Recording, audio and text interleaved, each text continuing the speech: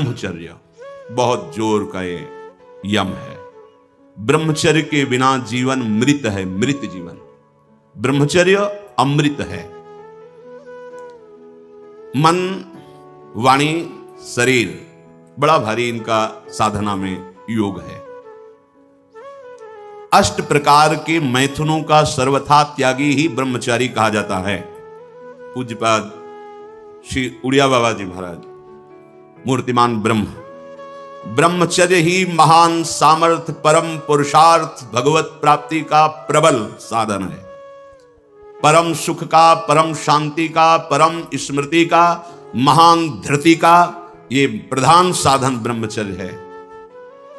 जो इस साधन से हीन है वो मृत हैं, खुद देख ले। स्मृति काम नहीं, शरीर में विशेष रजोगुण का प्रभाव, भोग वासना से जलता हुआ हृदय, छल कपट, आगे चलकर शरीर पीड़ा से युक्त हो जाना, बुझा बुझा स्वभाव रहना, हृदय में एक विशेष चिंता, कल्पनात्मक भय, विषाद और पशुवत आचरण, ब्रह्मचर्यहीन जीवन। जो ब्रह्मचर्य धारण करना चाहे, भगवत मार्ग में जो चलते हैं उनके लिए तो है ही, पर जो भी परम सुख, परम आनंद और लोक में उन्नति, परलोक में परम पद, उसे ब्रह्मचर्य अवश्य धारण करना चाहिए। वैरागी के लिए नैष्ठिक ब्रह्मचर्य, आजीवन ब्रह्मचर्य। प्रवृत्ति गृहस्थ मार्ग के लिए संयम पूर्वक ब्रह्मचर्य का बर्ताव करना। जब तक पाणी ग्रहण संस्कार ना हो तब तक ब्रह्मचर्य अवश्य रहो। यदि उस समय तक ब्रह्मचर्य नहीं रहते तो तुम गृहस्थी को ठीक से नहीं चला पाओगे, वास्तविक अच्छे गृहस्थ नहीं बन सकते हो। जो तुम्हारी गृहस्थ की वृत्तियां हैं उनमें तुम सफल नहीं हो पाओगे। व्यभिचार व्यक्ति का सर्वनाश कर देता है।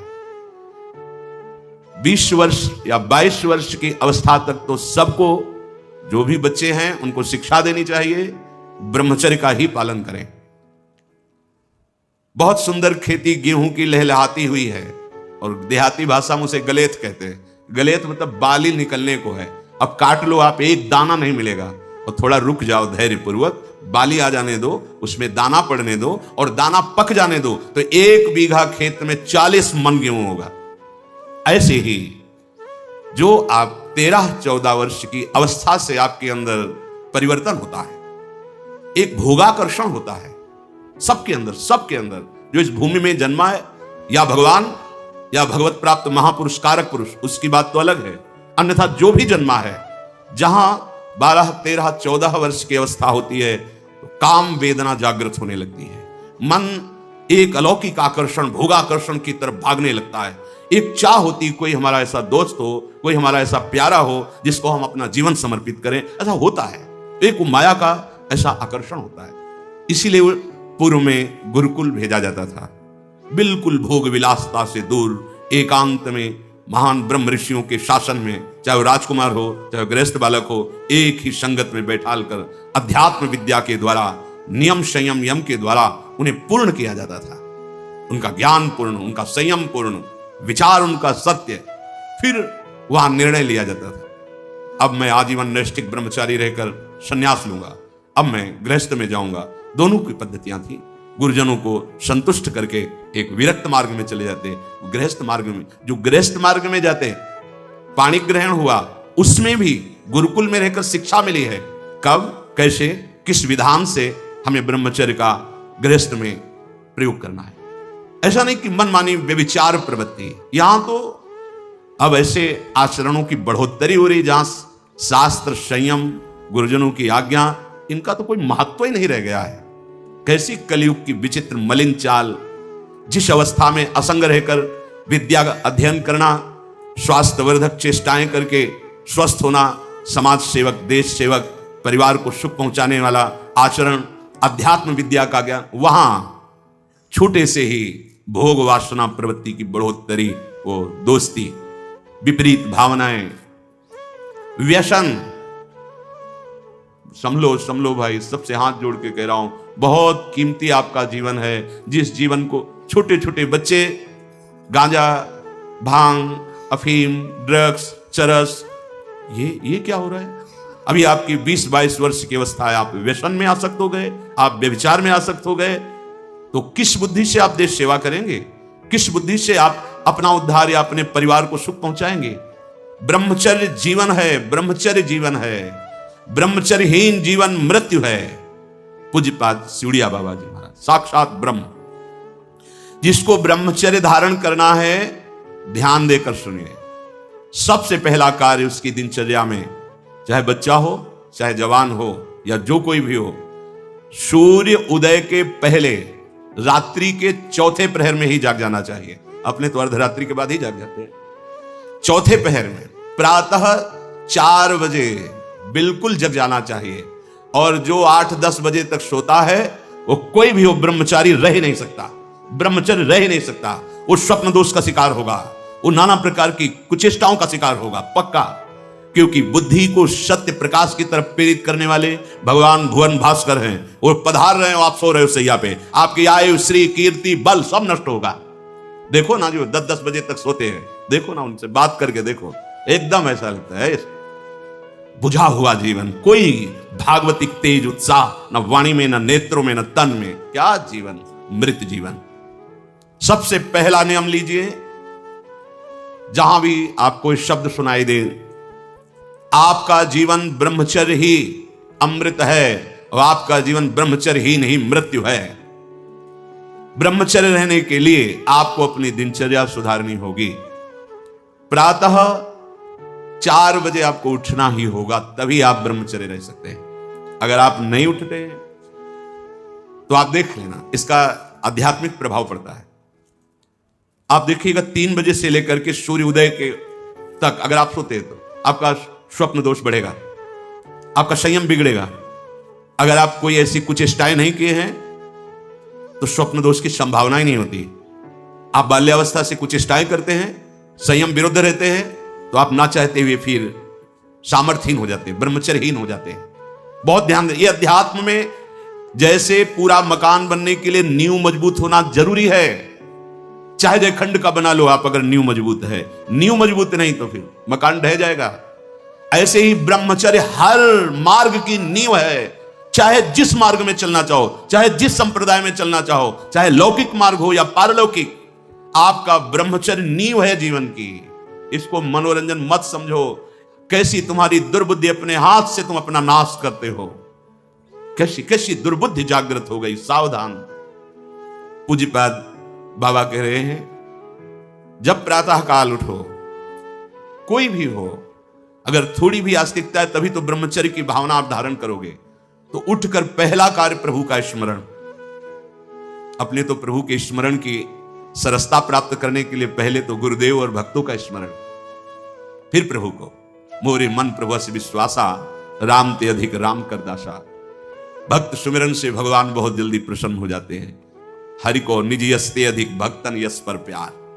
सबसे पहले महान भक्तों का स्मरण, उनसे हमें सामर्थ्य प्राप्त होती है। जब उनका स्मरण करते हैं तो उनकी भजन शक्ति, उनकी कृपा शक्ति हमको बल देती है। हमारी दिनचर्या परम पवित्र और शास्त्र सम्मत होती है। फिर बिना, जिसे आजकल वो चल पड़ा है चाय काफी, बाबा मना करते हैं। ये दिनचर्या ब्रह्मचारी की नहीं होती कि आप सुबह उठे, चाय पिए, फिर सो। नहीं, हाँ, जल के लिए आयुर्वेद में सिद्धांत है, बिना कुल्ला वो मंजन किए आप जल पिए, तो जो मुख में, वो आपके उदर को साफ करेगा जाके, आपके उदर को रोग रहित करेगा जाके। अधिक से अधिक पानी, अधिक से अधिक। अगर उल्टी हो जाती तो और अच्छा होता है। जैसे आप पिए, 2-4-10 कदम टहले, आपको उल्टी लगे, अगर उल्टी कर दिया तो बहुत अच्छा हुआ, क्योंकि पित्त और सब गर्मी निकल गई। नहीं हो रही, पच गया है, फिर इसके बाद आप शौच स्नान आदि क्रिया कीजिए। फिर पवित्र जब शरीर हुआ तो जैसे भजन आवश्यक है वैसे व्यायाम आवश्यक है, वैसे प्राणायाम आवश्यक है। वैसे आपको 2 किलोमीटर दौड़िए, कुछ शारीरिक ऐसा व्यायाम, कुछ ऐसे भी व्यायाम करते हैं। ये कोई व्यायाम पैर से कर, बस ये कोई व्यायाम का मतलब पसीना निकले शरीर से, आपके शरीर को 1-2 किलोमीटर दौड़िए। अच्छा, बाहर दौड़ने का नहीं तो जगह जगह ऐसी सुविधाएं आजकल हो गई हो, ट्रेडमिल, हाँ उसमें, और ऐसे कुछ साधन है जिससे करिए। ये भजन है।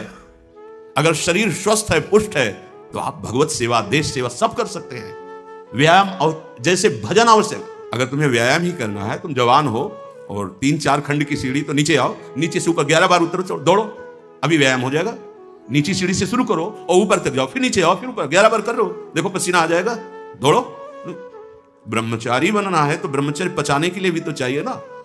अब आधा घंटा पद्मासन 30 मिनट कोई बहुत नहीं होता, बैठ करके आप प्राणायाम, अनुलोम विलोम, जो आजकल शिक्षाएं भी दी जाती है इसकी, आप उसको कीजिए, आसन पे बैठिए, आपका शरीर स्वस्थ रहेगा। फिर अगर आप विद्यार्थी हैं तो जैसे हम शास्त्र स्वाध्याय करते हैं उसी भावना से आप आप देखो, अगर स्मृति आपकी प्रवीण ना हो तो बताना, और आहार आपका सात्विक हो। छोटे छोटे बच्चे, चाय काफी, ये अवस्था है बच्चों की, चाय काफी की 50-60 की अवस्था हो गई, शरीर वो ठीक है, ऑफिस में बहुत काम पड़ रहा है, वो थोड़ा ठीक है। अब नए नए बच्चे हैं और चाय काफी और ये व्यसन, भला ब्रह्मचर्य रह पाओगे? वैसे रह जाता है। परम पवित्र विचार वाला, परम पवित्र आहार वाला, परम पवित्र जब आपकी चेष्टाएं, तब इस महान शक्ति को धारण किया जाता है। ऐसे थोड़ी होता है।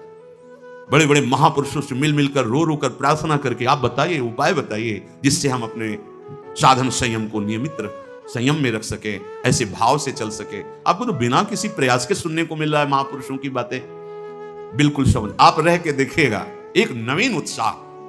और हारिएगा नहीं। आपने यदि गलत संस्कार बना लिए तो हारिए मत, कुछ समय तक बिना चाहे वो अभ्यास आपको गिराएगा, लेकिन आप बिल्कुल नियम संयम में दृढ़ रहिए, धीरे धीरे शांत हो जाएगा, ये आप धीरे धीरे शांत हो जाएगा। अब आपकी दिनचर्या में 2 प्रकार के ब्रह्मचर्य, एक आजीवन ब्रह्मचर्य, तो वैरागी का तो आजीवन ब्रह्मचर्य होता है, जो प्रवृत्ति गृहस्थ मार्ग में उनका संयम का होता है।